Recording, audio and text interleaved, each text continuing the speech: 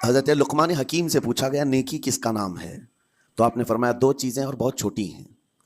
نیکی دو چیزیں ہیں جو بہت چھوٹی ہیں. کہا کیا ہے؟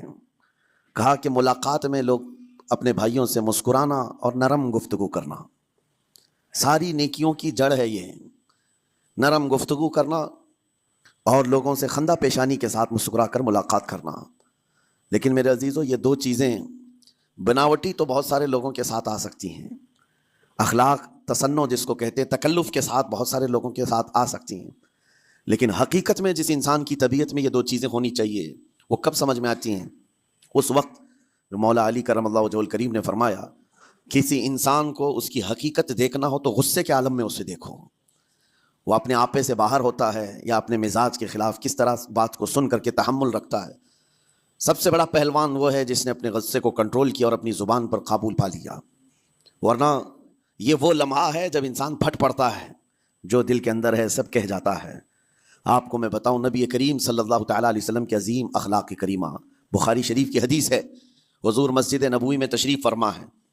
اس وقت مسجد نبوی، آج ہو سکتا ہے آپ کے ذہن میں جو امیج ہے مسجد نبوی کی، بہت بڑی عالی شان مسجد، لیکن وہ زمانہ نبوی میں اس طرح کی نہیں ہے. کچی دیواریں تھی، اوپر چھپر کے چھت پڑے ہوئے تھے اور مٹی کی زمین تھی. یہ مسجد نبوی کی شکل اس زمانے میں حضور اکرم صلی اللہ تعالیٰ علیہ وسلم اپنے صحابہ کے ساتھ بیٹھے ہیں. ایک دیہات کا رہنے والا شخص آیا. ایک بات یاد رکھیں کہ دیہات میں، گاؤں میں رہنے والوں کے اخلاق اور تمیز میں بڑا فرق ہوتا ہے، ان کے ہاں آداب کی کمی ہوتی ہے. وہ شخص آیا اور مسجد نبوی میں آ کر حضور صلی اللہ علیہ وسلم سے کچھ بات چیت کیا اور تھوڑی دیر کے بعد مسجد میں ہی کھڑے ہو کر پیشاب کرنا شروع کیا. بخاری شریف میں یہ حدیث موجود ہے. جب مسجد نبوی میں کھڑے ہو کر پیشاب کرے تو صحابہ اکرام سب دیکھ کر کے دوڑانے لگ گئے. خذوہ خذوہ، پکڑو اس کو، پکڑو اس کو. اور صحابہ دوڑاتے تھے، وہ پیشاب کرتے ہوئے بھاگتا تھا پوری مسجد میں.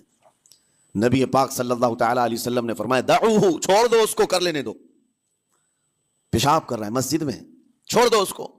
جب وہ صحابہ اکرام حضور کا حکم سنتے ہیں سب پیچھے ہٹ گئے. تھوڑی دیر کے بعد نبی کریم صلی اللہ تعالیٰ علیہ وسلم نے صحابہ سے فرمایا پانی کے ڈول بھر کر کے لائے جائیں. صحابہ سے ہی منگوایا، پانی کے ڈول بھر کر کے لائے گا اور مسجد نبوی کے میدان میں فرش پر بہایا گیا اور صاف کیا گیا. اب وہ شخص نہایت ہی ڈرا سہما کھڑا تھا، میرے ساتھ کیا ہوگا پتہ نہیں، میں نے پیشاب کیا، اب مجھے یہ لوگ قتل کر ڈالیں. نبی کریم صلی اللہ تعالیٰ علیہ وسلم نے قریب بلایا اور فرمایا، نہایت نرم گفتگو کے ساتھ حضور فرماتے ہیں یہ اللہ کا گھر ہے، یہاں پیشاب نہیں پیشانیاں رکھی جاتی ہیں. بس یہ جملہ ہے، بخاری شریف میں موجود ہے. یہاں عبادت کی جاتی ہے. اتنا کہہ کر رخصت ہو گئے، رخصت کر دیا. وہ دیہات سے آیا ہوا جو نوجوان تھا یا شخص تھا، باہر نکلتے ہی وہ کلمہ طیبہ پڑھ کر حضور کی غلامی میں شامل ہوا. میں نے وہ بلند عالی اخلاق نہیں دیکھے. نبی کریم صلی اللہ علیہ وسلم کے بارے میں قرآن کہتا ہے فَبِمَا رَحْمَةٍ مِّنَ اللَّهِ لِنْتَ لَهُمْ، اللہ کی رحمت سے آپ لوگوں کے لیے نرم ہیں، اس لیے لوگ آپ کے ارد گرد لگے ہوئے رہتے ہیں. وَلَوْ كُنْتَ فَظًّا غَلِيظَ الْقَلْبِ لَانفَضُّوا مِنْ حَوْلِكَ، اے رسول اگر آپ سخت دل ہو جائیں تو پھر یہ سب چھٹ جائیں گے، آپ سے دور ہو جائیں گے. اس رسول کے لیے جب کہا گیا ہے کہ اگر آپ سخت ہو جائیں تو لوگ چھوڑ کر کے دور ہو جائیں گے، تو ہمارے اور آپ کے لیے کس قدر لہجے کی پابندی ضروری ہے.